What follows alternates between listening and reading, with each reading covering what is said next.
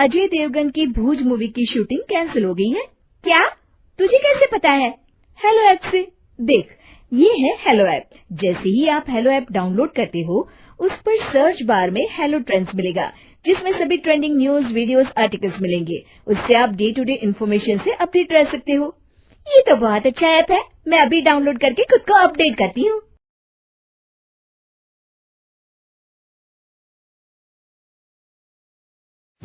सलोनी बहुत ही सीधी और भगवान को मानने वाली थी, लेकिन उसकी सौतेली माँ उसके सीधेपन का फायदा उठाती थी और उस पर बड़े अत्याचार करती थी। जरा सी चूक हो जाने पर उसकी खूब पिटाई करती। अरे सुनते हो, कोई लूला लंगड़ा देख इसकी शादी तय करो और इसे इस घर से बाहर का रास्ता दिखाओ। सलोनी के पिता जानते थे कि मीना एक चांडाल औरत है, इसलिए वो एक अच्छा घर देख सलोनी की शादी कर देते हैं। लेकिन वहां भी सलोनी से जलने वालों की कमी नहीं थी। सलोनी की ननद निकिता उसे बिल्कुल पसंद नहीं करती थी। सलोनी, बात तो सुनो जरा। जी कहिए। आज शाम को मेरे बॉस खाने पर आ रहे हैं। ध्यान रहे उनकी खातिरदारी में किसी प्रकार की कोई कमी नहीं होनी चाहिए।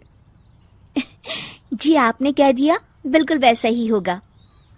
शाम को सलोनी जैसे ही गैस पर खाना चढ़ाकर वहां से जाती है, अभी इसके खाने का स्वाद बढ़ाती हूँ। निकिता गैस की आंच तेज कर देती है। थोड़ी देर में देखते ही देखते सारा खाना जल जाता है और पूरे रसोई घर में चारों तरफ धुआं फैल जाता है। अब आएगा मजा।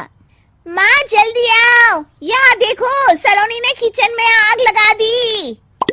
अरे तेरा सत्यानाश हो, कल मुही तूने ये क्या कर दिया? सलोनी की सास उसे बहुत डांट फटकार लगाती है।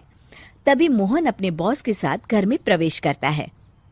अरे भाई मोहन, ये क्या, तुम्हारे घर का क्या हाल हो रखा है? लगता है खाना जल गया है। चलो खाने का प्रोग्राम कैंसिल करो, मैं अपने घर जाके खा लूंगा। सर, दरअसल वो सर मुझे माफ कर दीजिए। अरे कोई बात नहीं, घरों में ये छोटी मोटी बातें होती रहती है। मैं समझ सकता हूँ, फिक्र मत करो, मैं नाराज नहीं हूँ और इस बात का तुम्हारे प्रमोशन पर भी कोई असर नहीं पड़ेगा। चले अब चलता हूँ मैं।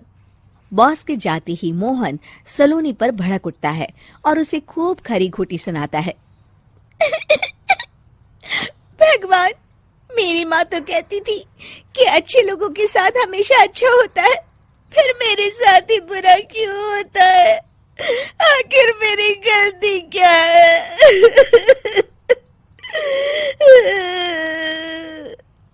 तभी आकाशवाणी होती है। बेटी, अब तुम्हें कोई दुख नहीं दे पाएगा। तुम्हारा बुरा सोचने वाले के मन की सारी बातें तुम पहले ही जान जाओगी।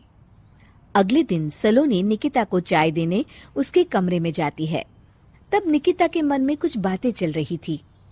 कल तो मैंने सिर्फ खाना जलाया था, अब तू देखती जा सलोनी, तेरा इस घर में जीना हराम कर दूंगी।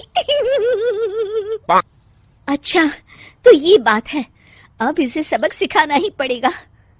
कुछ दिनों के बाद, सलोनी, मेरे कपड़े जल्दी से प्रेस कर दो, ऑफिस के लिए देर हो रही है। सलोनी मोहन के कपड़ों के पास प्रेस गर्म होने के लिए रख देती है और अपने कमरे में चली जाती है। तभी हॉल में निकिता आती है। सलोनी चुपके से उसे देख रही होती है। आज अगर मैंने ये कपड़े जला दिए, तब तो पक्का मेरा भाई इस सलोनी की बच्ची को धक्के मार के घर से बाहर निकाल देगा। अरे तू क्या मुझे निकलवाएगी? महादेव है मेरे साथ।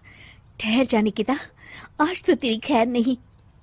सलोनी अपने पति मोहन को बुला लाती है और निकिता की सारी करतूत दिखाने लगती है।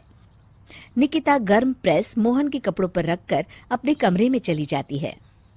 मेरी बहन इतनी बड़ी चालबाज निकलेगी, मैंने तो सोचा ही नहीं था। मुझे माफ कर दो सलोनी, मैं तुम्हें गलत समझ रहा था। मोहन निकिता को बुलाकर उसे खूब डांट फटकार लगाता है। उस दिन के बाद से सलोनी की जिंदगी पूरी तरह बदल जाती है। सलोनी हर किसी के मन की बात सुन लेती थी। दूसरी तरफ निकिता का कोई भी दांव सलोनी पर नहीं चलता था और आखिरकार वो भी सलोनी के आगे घुटने टेक देती है। फिर एक दिन सलोनी की सास की सहेली ममता अपनी बहू कविता के साथ वहां आती है। कविता मन ही मन कहती है, अरे ये बुढ़िया पागल है जो मुझे यहाँ लेके आ गई। कहाँ मैं अपनी किटी पार्टी छोड़ के इसके साथ यहाँ मरने आ गई। पता नहीं कब तक इसे झेलना पड़ेगा। अरे ये जल्दी मरे और इसकी सारी जायदाद मेरे नाम हो जाए।